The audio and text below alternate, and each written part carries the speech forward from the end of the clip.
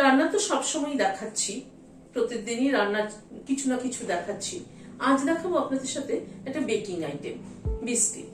কিন্তু বেকিংটা করেছি হলো গ্যাসের ওভেনে। আপনারা মাইক্রো ওভেনেও করে নিতে পারেন। মাইক্রো ওভেনে কনভেকশন মোডে 180-তে 20 থেকে 25 মিনিট করে নিলেই হবে। কিন্তু এটা কিন্তু কড়াই মানে ওভেনে হতে একটুখানি সময় লাগে। চলুন তাহলে দেখে নিই কি করে বানানো। 125 গ্রাম এখানে আনসল্টেড বাটার নিয়েছি। আমি আনসল্টেড বাটার দিয়ে করছি, বাট আপনাদের কাছে যদি আনসল্টেড বাটার অ্যাভেলেবেল না থাকে, নর্মাল এমনি যে আমুলের বাটার সেটা দিয়ে করলেও কিন্তু হবে।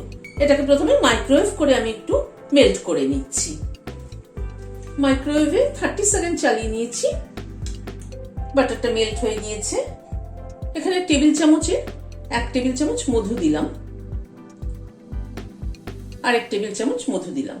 টোটাল 2 টেবিল চামচ মধু অ্যাড করলাম বাটারটার মধ্যে। মধুটা একটু মিশিয়ে দিচ্ছি। বাটারটাকে একটু সাইডে সরিয়ে রাখবো ঠান্ডা হওয়ার জন্য। একটা গ্রাইন্ডিং জার নিলাম। এখানে মেজারিং কাপের 1 কাপ ওটস নিয়েছি। ওটসটা দিয়ে দিলাম। ওটসটাকে জাস্ট একবার একটু চালিয়ে নেব, খুব কিন্তু ফাইন পাউডার করব না। ওটসটাকে ঢেলে দিলাম। ওটসটা দেখুন দানা দানা মতো আছে, কিন্তু পুরো কিন্তু ক্রাশ করিনি। এই যে এরকম টেক্সচার আছে ওটসটা। ওটসের ওজন হলো মেজারিং কাপের 1 কাপ, ওজন হলো 80 গ্রাম। আর এখানে আটা মেলাচ্ছি মেজারিং কাপের 1 কাপ, ওজনে হলো 150 গ্রাম। ডেসিকেটেড কোকোনাট দিচ্ছি মেজারিং কাপের 1 কাপ, ওজনে হলো 70 গ্রাম। ব্রাউন সুগার দিলাম 80 গ্রাম। ব্রাউন সুগার মেজারিং কাপের 1/2 কাপ। আর এখানে পাউডার সুগার দিচ্ছি, এমনি নর্মাল চিনি গুঁড়ো করে নিয়েছি, সেটা দিচ্ছি 40 গ্রাম। টেবিল চামচে 4 টেবিল চামচ। আপনাদের কাছে যদি ব্রাউন সুগার না থাকে, এমনি চিনি গুঁড়ো করে, নর্মাল চিনি গুঁড়ো করে সেটা পুরোটা দিলেও হবে। এখানে টোটাল আমি 120 গ্রাম চিনি ব্যবহার করলাম। দুটো চিনি মিলিয়ে মানে ব্রাউন সুগার আর পাউডার সুগার দুটো মিলিয়ে 120 গ্রাম ব্যবহার করলাম। 1 চামচ দারচিনির গুঁড়ো দিলাম। সমস্ত ড্রাই ইনগ্রেডিয়েন্টস গুলোকে ভালো করে মিশিয়ে নিচ্ছি। 1 পিঞ্চ নুন দিয়ে দিচ্ছি। যে কোনো বেকিং এর ক্ষেত্রে কিন্তু মেজারিং কাপ এবং ওয়েইং স্কেল এই দুটো খুবই দরকার। বেকিং কিন্তু মেজারমেন্ট ছাড়া একদমই হয় না, মানে পারফেক্ট হয় না আর কি। সবকিছুকে মিশিয়ে নিলাম। একটা বাটিতে গরম জল নিয়েছি 1 টেবিল চামচ মতো। তাতে বেকিং সোডা দিচ্ছি 1/2 চামচ, মানে 1/2 টিএসপি।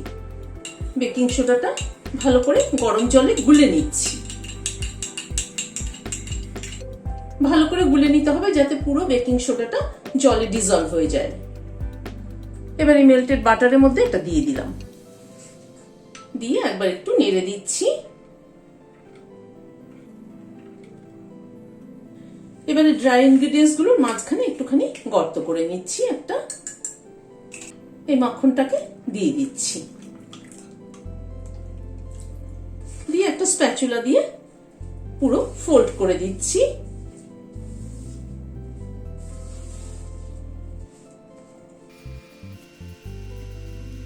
প্রথমটা স্প্যাচুলা দিয়ে ফোল্ড করে নিলাম। তারপরে জাস্ট মিক্সচারটাকে মানে ডোটাকে এক জায়গায় করতে হবে। বিস্কিটের ডো কিন্তু কখনোই আটা ময়দার মতো মাখে না, পুরো ডোটাকে এক জায়গায় মেখে নিতে হয় হালকা হাতে। জাস্ট মেখে নিলাম। খানিকটা কাজু আর আমন্ড কুচি করে নিয়েছি, সেটা দিয়ে দিলাম।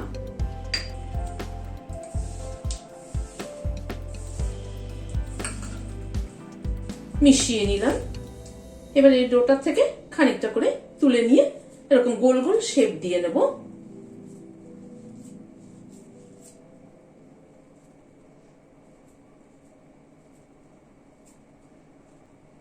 এইভাবে গোল গোল শেপ দিয়ে নেব। এই থালাটার মধ্যে একটু তেল মাখিয়ে নিয়েছি, এর মধ্যে দিয়ে দিচ্ছি।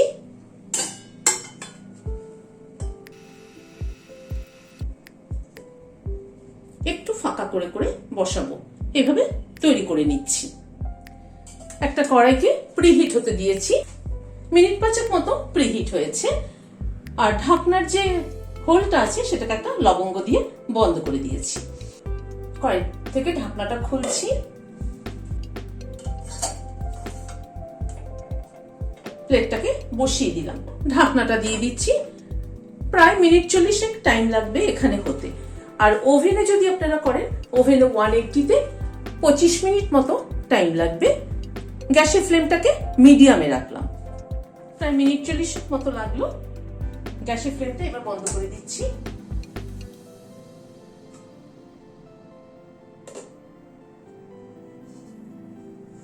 এটাকে নামিয়ে ঠান্ডা হতে দেবো। ঠান্ডা হওয়া অবধি অপেক্ষা করব। বিস্কুট যখন নামানো হয় তখন কিন্তু খুব নরম থাকে, মনে হয় যে হয়নি বোধহয়, কিন্তু ঠান্ডা হলে পরে এটা আস্তে আস্তে শক্ত হয়ে যায়। ভিডিওটা যদি ভালো লেগে থাকে তাহলে একটা লাইক এবং সাবস্ক্রাইব করার অনুরোধ রইল। আজ তাহলে এখানে শেষ করছি। নমস্কার।